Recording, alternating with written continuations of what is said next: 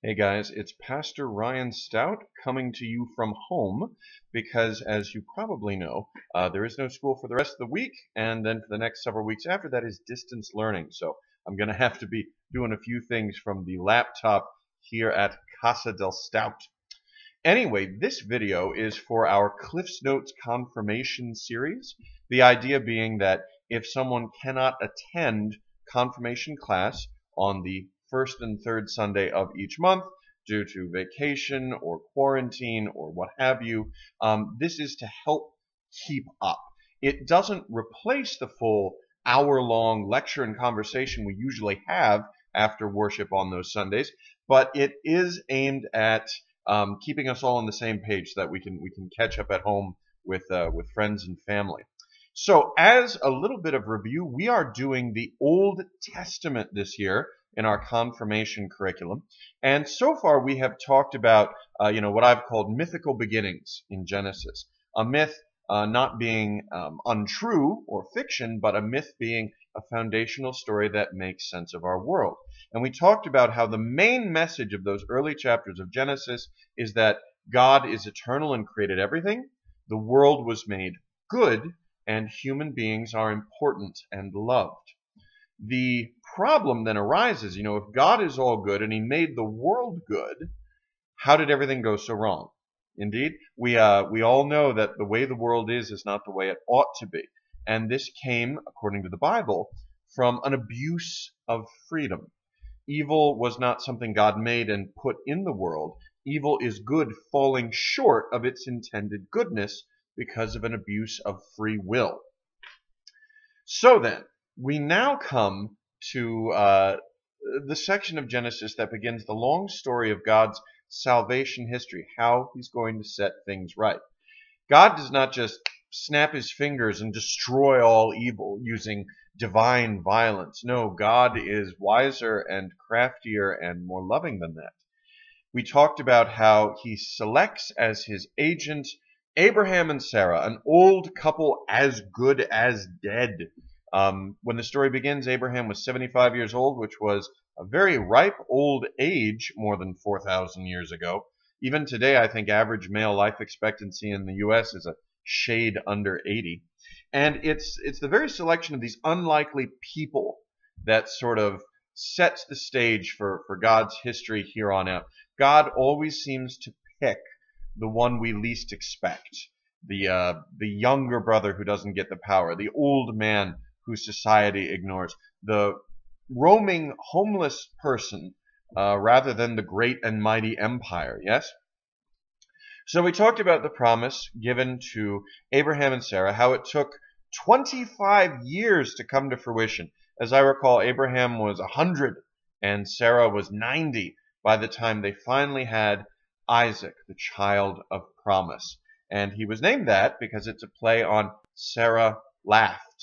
Because the last time the promise was given, well, who could blame her? She just cracked up laughing at the idea of a 90-year-old woman who long passed menopause having a long promised son. Nevertheless, that's the miracle of God. He brings life out from death, as it were. So now we come to a hard left turn in the narrative. The binding of Isaac. We've waited so long to meet this kid.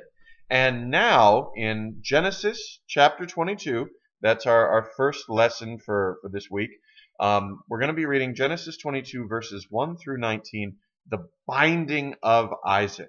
We don't know how old Isaac is in this story, somewhere between 13 and 30, as I recall. But we start off with God telling Abraham, take your son, your only son whom you love, and go up to the place that I will tell you and sacrifice him. And we're like, what the heck? All this time spent promising Abraham and Sarah a son, and now God tells Abraham to go kill him? None of this makes sense. On their way, because Abraham, off he goes. He's following, he's trusting in God as he always has. He says some interesting things, right? In Genesis 22, verses 4 through 8, we notice that Abraham says things like, we will come back, when he's talking to the servants. And on the way, with Isaac bearing the wood of the sacrifice, Isaac says, well, where's the lamb? What are we going to sacrifice? And Abraham says, God will provide the sacrifice. It could simply be that Abraham is lying, but it could also be that Abraham has some inkling that God will not do what is unjust. We established that back with Sodom and Gomorrah, right? With the three strangers who came to Abraham's tent. God always keeps his promises, as Abraham well knows. And so even on the march to sacrifice his son, Abraham appears to have an inkling that there's more to the story than what we know. Now then, we continue in Genesis 22, verses 9 through 14. And it talks about how, God has done this to test Abraham. And this seems nonsensical on a couple levels. First up, God is omniscient. He knows everything. What is, what was, what will be, and even everything that could be. God knows all possible realities. His knowledge and his wisdom are infinite in scope. So why did he need to test Abraham? It's not like he needed to find something out, right? Okay. I'm 40. And sometimes I still have nightmares about exams in high school or college that I didn't prepare for. When we hear testing, I'm pretty sure that's what we think of. We think of like a final examination where questions are asked and we either get them right or wrong, we either pass or fail. But of course, there's nothing like that in the time of Abraham. When the Bible, especially the Old Testament, talks about testing, it's talking about testing like metal, where you forge an implement out of bronze or later iron, and you test it to see how strong it is, if it's ready for your use. And if it's not, well, what you do is you reforge it, you make it stronger. This is what the testing is. God is strengthening Abraham, strengthening his understanding and his faith through this story by making it clear that God does not demand this of anyone, that God does not want human sacrifice, does not want child sacrifice, because that's what really offends us, right? The very notion that Abraham would murder anyone, let alone his only son. But in the ancient Near Eastern world of more than 4,000 years ago, this was very common. If you truly loved your local god, you gave him your best, whether that was livestock or, in some cultures, the second greatest sacrifice, Indo-European cultures, was the horse sacrifice, because horses were so important. But of the number one, obviously, is always human sacrifice, child sacrifice, because that's what's most valuable, the life of a person. This story offends us because of its own success. The fact that we look at this and we think, child sacrifice, oh my Lord, that's terrible. The whole notion that child sacrifice is bad comes from this story, that Abraham was not commanded to sacrifice his son. In fact, just the opposite. God stopped him by sending an angel in a very dramatic way. From now on, child sacrifice is forbidden and treated as an abomination wherever it arises in the Bible. So keep that in mind. The scandalous value given to every human life, the inviolability of that life, that not even God can demand the sacrifice of a person, be they guilty or innocent. This permeates our society, and thank God for that. By the by, the place where this unsacrifice occurs, this binding of Isaac, is called Moriah, Mount Moriah, which means, the place I will show you. And traditionally, that is understood to have been just outside of Melchizedek's city of Salem. Remember Melchizedek, that mysterious priest king who comes out of nowhere and prefigures Jesus? Abraham and Isaac's story here happens right outside of Jerusalem. And later on, of course, as Jerusalem grows, Mount Moriah will be part of that sacred city, and people will remember this story. Of course, in verses 15 through 19 of Genesis 22, we are left to wonder, what must Isaac think of this? You have to imagine it's terrifying. And of course, what of Sarah? What of Abraham's wife?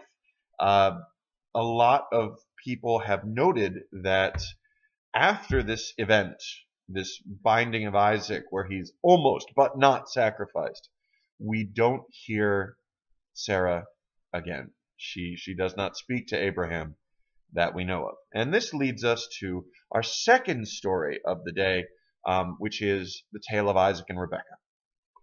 So moving forward, in Genesis 23, we're going to read the first two verses and then verses 19 and 20, and we read that Sarah dies in a very good old age, much older than most people of her time. And of course, this hits Isaac hard. I mean, losing any parent hits any of us hard, but particularly such a beloved child of promise who was named for his mother's laughter, right? So let's get into Genesis chapter 24. In those first 9 verses, we see that God is reaffirming the covenant that he promised to Abraham, and now that promise, that covenant, goes down the line to Isaac, not to his half-brother Ishmael. That was a different story. But Isaac, the younger brother, the brother of the promise, will be the one through whom God keeps his covenant with the family of Abraham and thereby with the whole world. So moving forward, Genesis 24, verses 10 through 14. When people are looking to date, to find a romantic partner, we often talk about going to the watering hole, whether that's the local bar or wherever people congregate together to get to know one another and chat. In the Old Testament, and in the New for that matter, this notion of going to a watering hole to find a date is quite literal. Many major figures in the Bible, male figures, find their wives at a well, at a watering hole. We notice in verses 15 through 21, God's quick response to the prayer of Abraham's servant. Abraham has sent him out to find a wife for his son Isaac, to bring Isaac out of the dumps, to get Isaac over the death of his mother, to show him that life goes on, that he is now the new father of the covenant who must carry on with children of his own. And in chapter 24, verses 22 to 27, bingo! The servant's prayers are answered. A wonderful, kind-hearted young woman waters his camels, showing the depth of her character. She is of the family that Abraham sent him to go find. So clearly God is at work here, bringing together Isaac and now his wife Rebekah. I do want to point out, by the way, the reason that wells and watering holes are where people found dates. Okay, try to imagine in the ancient world, women were the ones who drew water, yes? If a girl was very young, she wouldn't be strong enough to bring full jars of water back home. If a woman was older and married, she had children or perhaps servants to go and get the water for her. So those who are married and those who are too young to get married are not the ones at the well. The ones at the well are single women who are strong and healthy, right? They can lug water and they're single, probably, statistically. So that's exactly who you're looking for. A strong, mature, yet available woman to be Isaac's wife. I don't know, makes a lot of sense to me. And then, of course, we get in Genesis 25, verses 7 through 11, to the death of Abraham. In some ways, it's about time, right? Abraham was, in Paul's words, as good as dead when the story began, and that was decades ago. So finally, Abraham passes away at a good long life. He did have a second wife after Sarah, by the by. Her name was Keturah. I used to know a really lovely young woman I used to work in a lab. Her name was Keturah, named after Abraham's second wife. And so the story has moved to the next generation, right? God made this promise to Abraham and Sarah: I will make of you a family. That family will become a people. That people will become a nation. And through that nation, I will bless all the families of the earth. And God keeps his promises. So now Abraham and Sarah have died, seeing the promise well underway. They had a family. They had a child they loved. They prospered. And now it's gone to the next generation from Abraham and Sarah. Now we're at Isaac and Rebekah. And so that is where the story of the family of Abraham will continue. And God, of course, will continue to fulfill his promises through them. It's a good tale. I hope that you enjoy reading Genesis with your family. Obviously, going through the story together takes longer than the 15 minutes that we've spent here. But I do hope that this has been helpful. Now then, the Lord bless you and keep you. Go in peace. Serve the Lord. Thanks be to God.